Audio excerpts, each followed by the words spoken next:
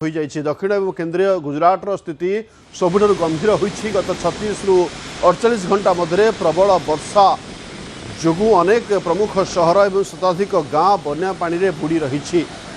सरकारी सूचना मुताबक वर्तमान सुधा 40,500 रु अधिक लोकों सुरक्षित स्थान को स्थानांतर करा जाइछि।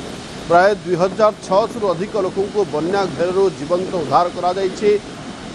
वलसाड जिलार उमरगांव अंचल रेकर्ड स्तर में अर्थात प्राय 1200 मिलीमीटर वर्षा रेकर्ड करा जाइछि, जा फल से जनजीवन संपूर्ण अस्तव्यस्त हो पड़ी। सूरत, नवसारी, खेड़ा और अहमदाबाद भली प्रमुख सहर गुड़िकर रास्ताघाट में एवं केवल पानी आ पानी देखा मिली।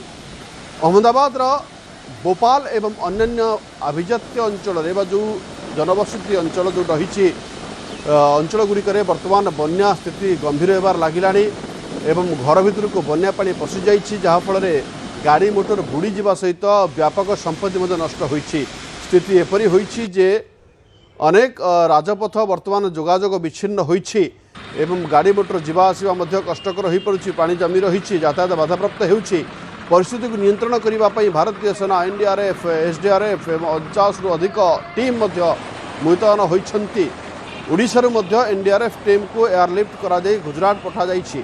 बन्या प्रभावित जिला गुड़िकरे समस्त स्कूल एवं कॉलेज को बंद रखा जाइछि।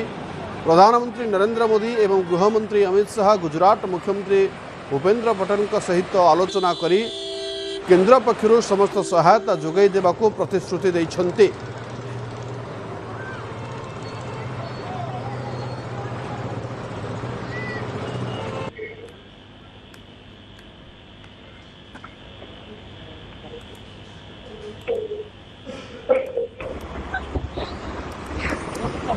मारो आज हो पड़ू कहीं नहीं ऊपर उड़ा कटोरो ना अचानक डब रे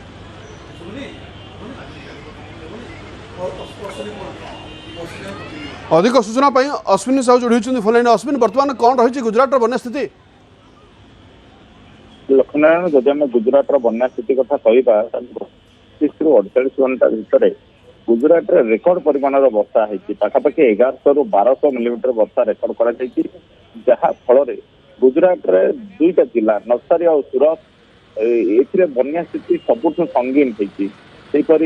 बालसाद और उमरगांव रे भी 16 रु 36 घंटार वर्षा पर बन्या स्थिति आहरी संगीन होती। आम गुजरात बन्या स्थिति नदी गुड़िकर अवस्था देखा ताले गुजरात अंबिका, पूर्णा, पार, औरंगा, दमनगंगा ये प्रमुख नदी गुड़िक बर्तमान सब विपद संकेत प्रभावित होती।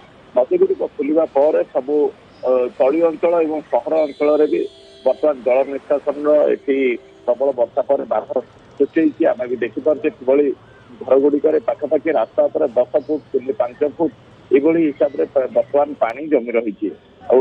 स्थिति में बर्तमान अनेक स्थान लोक मैंने पानी भितर फसी रही। तेणु बर्तमान पानी भितर फसी रही लोक कि उद्धार कर जलबंदी अच्छा पाखे कि रिलीफ पहुंचब यारी ऊपर बर्तमान गुजरात सरकार बर्तमान ध्यान देते।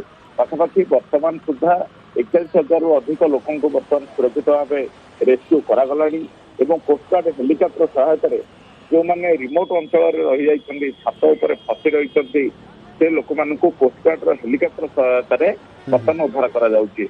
जब आम मोट उपर रेस्क्यू ऑपरेशन को देखा ताहले वर्तमान गुजरात रे एनडीआरएफ एवं राज्य डिजास्टर रेस्पॉन्स फोर्स जो रही इंडियन आर्मी, कोस्टगार्ड एमती 50 रु अधिक टीम वर्तमान केवल गुजरात बर्तमान मुतयन कर बन्या स्थिति को जब देखा बर्तमान आहरी 24 घंटा प्रबल वर्षार अलर्ट रही। कारण आरब सागर पटे गोटे सिस्टम रही यही कारण बर्तमान भी वर्षा किसी अंचल जारी रही। आगामी 24 घंटा आहरी वर्षा हेब बोले भारतीय पाणीपाग विभाग चेतावनी देती।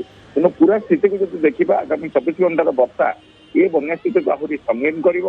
तेणु आग को ये जो रेस्क्यू ऑपरेशन होती लोक जो मैंने जलबंदी अच्छा भी अनेक हजार लोकों पाखे बर्तमान सुधा रेस्क्यू टीम पहुंची पारिना। अनेक स्थान लोक मैंने भोक उपास रही कारण घर भर बर्तमान पानी पशि रोषे बर्तमान स्थिति अधिक गंभीर है जहाँफल आगू स्थिति आहरी संगीन हो पारे। धन्यवाद अश्विन अधिक सूचना।